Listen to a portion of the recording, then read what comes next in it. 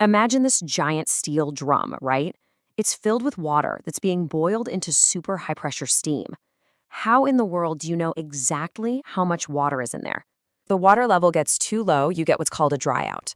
The metal tubes get exposed to this blistering heat with no water to cool them, and they can literally burst. But if the level gets too high, you get carryover. That's where water droplets get blasted into the steam, and they act like tiny little bullets that just shred the blades of a steam turbine. Either way, it's a catastrophic failure. Hydrostatic pressure. The idea is actually pretty simple. A taller column of water weighs more, so it pushes down harder, it exerts more pressure at the bottom.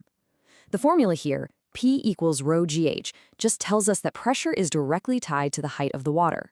So if we can measure that pressure accurately, we should be able to figure out the height. Density of water isn't some fixed number.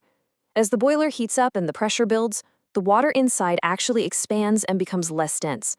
And the steam above it, its density changes too. So the water in that wet leg on the outside, it stays cool and dense, but everything inside the boiler is a moving target.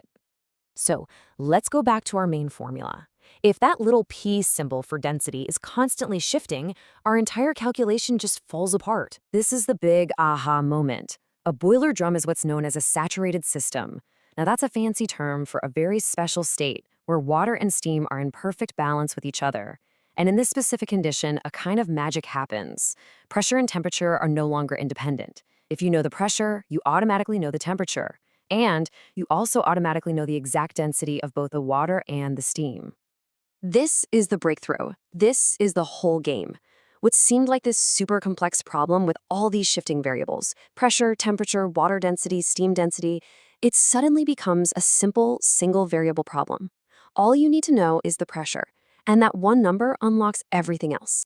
Finally, by knowing drum pressure, the computer can get densities of steam and water inside the drum from steam tables, which can be substituted in this formula to calculate the water level inside the drum. For more detailed explanation on this topic, please visit blog page through the link in the description.